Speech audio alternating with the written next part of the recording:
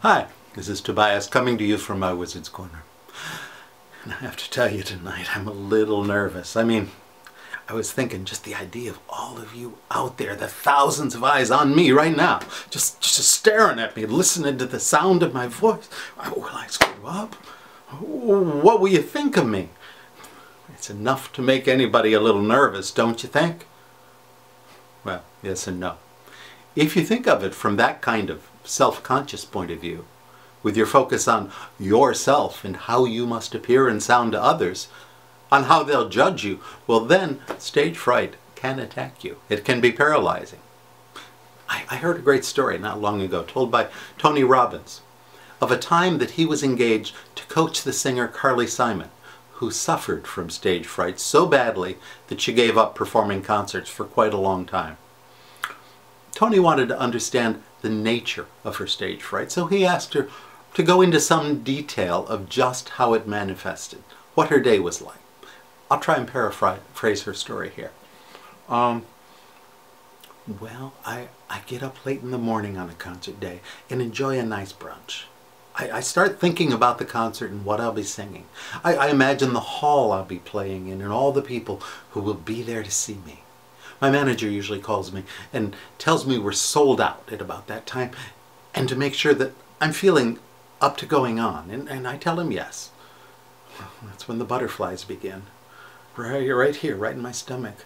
Sometimes I get a little shaky for a few minutes, but I go on getting myself ready to go to the venue. I get dressed, I pack my costumes for the evening, and I get ready to travel to the theater. On the way there, I often start going kind of like hot and cold all over. And I even sometimes start to feel a little nauseous. I try to calm myself by thinking over the running order, what we need to rehearse and stuff like that. Once we're at the theater, I check in at my dressing room, I have some spring water, and I go out on the stage to work with the band for a little bit.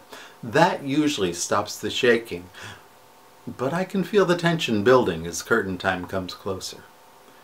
I start to get a little nauseous again. My whole body goes hot and cold. Sometimes my hands start to shake. I hear the crowd starting to come in, and I can feel my heart start to race. My palms get all sweaty, and sometimes I just freeze up. I can't move at all. It's just terrible. Well, later that same week, Tony was invited backstage at a Bruce Springsteen concert. Apparently he's a big fan of the boss and vice versa. Well, he was hanging out with him before the concert, and he thought back to his conversation with Carly Simon. He asked Bruce what his day was like on a concert day. Here's what the boss had to tell him. Well, I kind of get up late in the morning on a concert day and enjoy a nice brunch. I start thinking about the concert, what I'll be singing. I imagine the hall that I'll be playing in and all the people there. My manager usually calls me to tell me we're sold out about that time and make sure that I'm feeling up to going on, and I tell him, oh yeah. Now that's when the butterflies begin, right here in my stomach.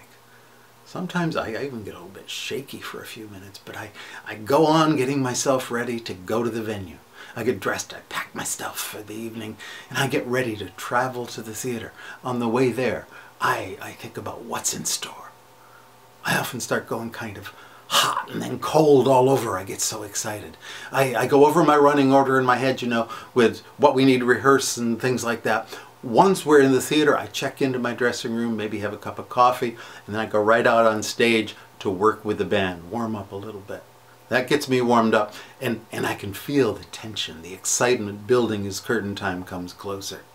Sometimes those butterflies come back then for a few minutes. But, I hear the crowd starting to come in. I can feel my heart start to race. My palms get all sweaty. I have to start moving around. They start chanting in the audience, and I just get so pumped up. By the time I hit that stage, I am all wound up, and I just can't wait to get out there and feed them what they're waiting for. It is fantastic. You see, the experiences were exactly the same. The butterflies, the shaking, but the interpretations were completely different. While the nerves and energy and anticipation feed Springsteen's excitement, Carly Simon saw them from a different perspective, and they worked as paralyzing stage fright for her. Now, I think the real distinguishing factor is perspective. And here's how it goes. If you're focused on yourself and what people will think of you, you're bound to experience stage fright.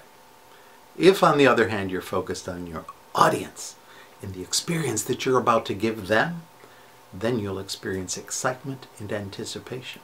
The choice is really yours to make, and it can easily make the difference between failure and success. Incidentally, that same choice, knowing the experience that you want to give an audience, your purpose for performing, can make a huge difference in every other aspect of your performance and your career as well.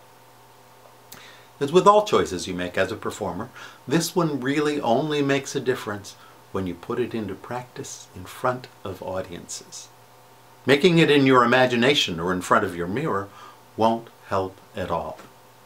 Till next week then, this is Tobias Beckwith coming to you from my Wizard's Corner here on the beautiful San Francisco Bay. Now, back to Jeff McBride, the whole gang in Las Vegas, and around the world. Good night.